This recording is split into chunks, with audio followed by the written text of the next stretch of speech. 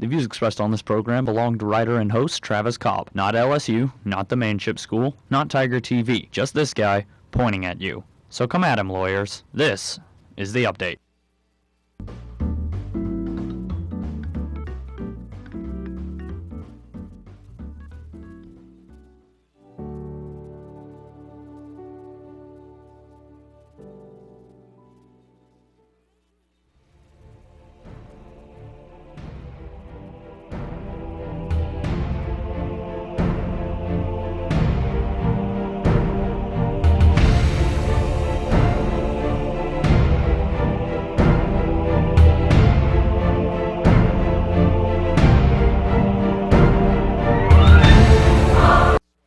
Welcome to The Update. I'm your host, Travis Cobb. It's the last day of March, and I'm a little disappointed we couldn't schedule my show to be April Fool's this year. What can I say? It's not the first idea that's been shut down by corporate or me not thinking about it till just now. I had a great weekend, audience. How was yours? Actually, I don't care. You can't really live respond to this unless you have some access to some kind of social media where you can interact through the webs and not face-to-face. Is it too late to use the hashtag for Groove in 2014? Anyway, while I was venturing to the River Center, the president had his own National Lampoon's European Vacation. That is the actual title, right? Traveling across Europe and Saudi Arabia, it was the foreign policy baggage President Obama just couldn't unload.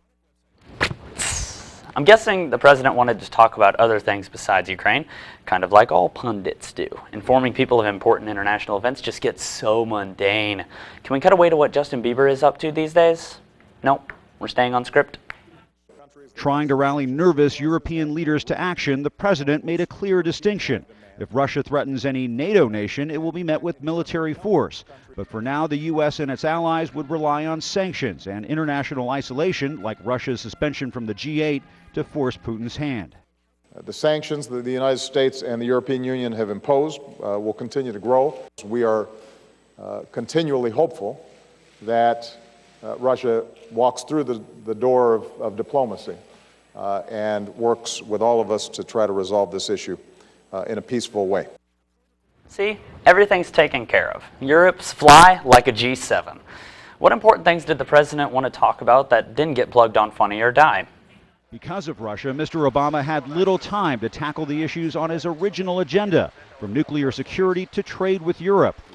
Yeah, that would have been a very great discussion for the media to avoid talking about. I hear the president met someone with a much higher approval rating, God's approval rating. But in Rome, the president spent nearly an hour in his first meeting with Pope Francis, exchanging gifts, discussing immigration in the U.S., and their shared concerns about income inequality. Vatican officials did raise concerns about contraception coverage and health care reform, but that didn't stop the president from inviting the Pope to the White House. Yeah, I don't think I'd avoid giving any invites to this Pope if I were the president either. He's got the charisma and a larger following than this president had in 2008. But just wait till 2020. 6 years into the job, a lot left unfinished. Poll numbers at all-time lows because, apparently, the Vatican listens to every call you make, and I'm not talking about confession. And now new cardinals are about to be put in that disagree with everything Pope Francis wants, and he just has to go with the flow for his last 2 years of the papacy. Starting to think that I might not have paid the right amount of attention in Catholic school. All right, coming up in Missing the Mark, a missed deadline that could get you more than 10 points off your paper. Stay tuned.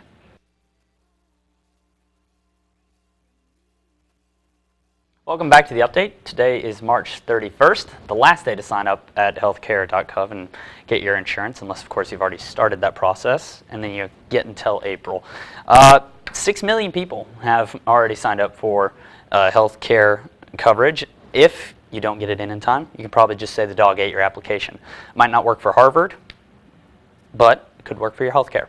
People have been using the hashtag #GetCovered on the socialist media to promote the Affordable Care Act. It's actually called social media, I hear. And if you ask the actual socialists, I don't want to. I'm just a pundit. The law and the president aren't about that life. Anyway, the media blitz about the president's health plan has seemingly missed this show.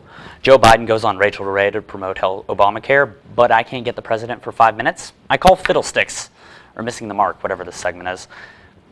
My neck is starting to hurt, though. I wonder if there's a website someone could tell me about that could help me pay for everything. Anybody? Anybody? Obama? Obama? You know what, Mr. President? Your loss. I had expected better from you.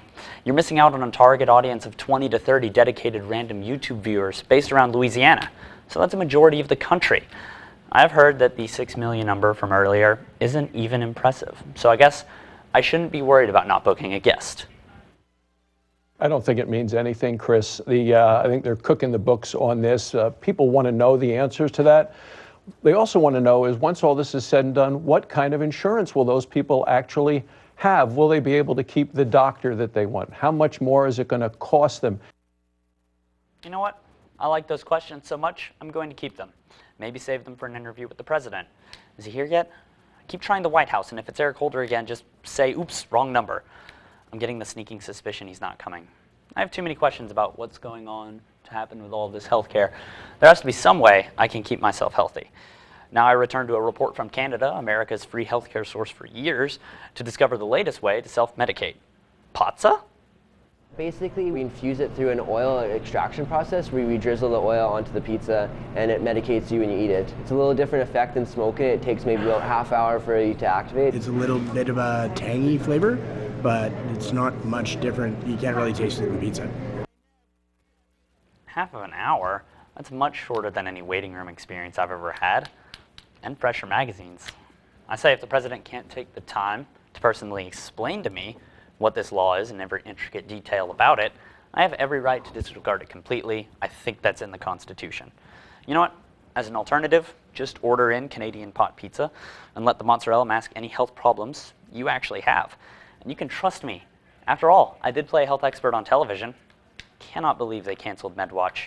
It's my second favorite watch show. I mean, my expert advice is better than waiting on a website or missing an interview and the mark, Mr. President. Still not here? Okay, fine. Coming up, it's time for me to get down and funky with some street beats. I'm just kidding. I will be talking about a new phone app that reads you your rights before the police can. Stay tuned. If you see red and blue in your rear view, perhaps the aptly named Oh Crap app can help. It was designed to tell people what they can and can't do when being pulled over for suspicion of drunk driving. Welcome back to the show. It's 0:05 o'clock somewhere. I was just thinking we needed to arm driving drunks with some information. But hey, this app has been active for a year, and over 4,000 people have downloaded the app, so I can safely assume that not all of them are drunk drivers. Of course, this app is not intended for use while driving a vehicle, and you're definitely not supposed to drive while under the influence. Definitely not under the patsa and missing the mark. I know this because it's law. What is the app supposed to do? Attorney Bob Raykemper is one of the creators of the smartphone application. He says it lists basic legal rights, has a blood alcohol calculator, and an emergency oh crap button for when a person's being stopped. Hit it and get advice like the less you say the better, be polite, and lawyer up. But wait, there's more. When you hit that oh crap button, it'll turn on your phone's voice recorder, and that'll record any conversation you have with an officer and send it back to a secure server. The audio is potentially valuable evidence if someone wants to fight a charge. That initial interaction is documented and is recorded, so it's not a matter of what somebody remembers or he said, she said. So it sounds like a pretty sweet deal. It's always good to know just how much you're breaking the law, or not. I'm not advocating for drunk driving. I know, that's unpopular opinion. But I am for possible defendants having their rights, especially if that BAC is under 0.08. And if it's above 0.08, I suggest a reuse of that phone. Instead of risking lives and breaking the law, drop the app and call a taxi home. Don't drink and drive. Police officers, what say you to this phone app? But the Linn County Sheriff has concerns about this app. It's cute, if nothing else. He says during traffic stops, using the program could put officers on edge who might mistake a phone for a weapon. The sheriff also worries the app could be used for the wrong reasons. If it stops you from being intoxicated and drinking, I'm certainly in favor of it. If it tells you how to be intoxicated and drive and get away with it, there may be some concern. Oh, sorry. I was just here playing with my newest gun. It's iPhone shaped. I don't know why, but it makes calls and I can foursquare where I've been pulled over by the cops with it. I'm also playing Flappy Bird right now. What a gun. Yes, I know that game is like so yesterday, but I'm addicted. I have a problem. I'm never going to give you up. I'm never going to put you down. Anyway, looks like to me, information in the hands of the pulled over populace works. It's a great idea. I can't stress enough, though, don't abuse that information. Don't drive drunk. It's as much common sense as not using your phone while driving, or don't use your phone while anchoring a show. That's all the time and news I've got for you today. Keep up with the update by following this Twitter at TTV Update. Don't forget to check out the website at tigertv.tv. It's pretty rad. See you next week, and oh, don't forget to go update yourself.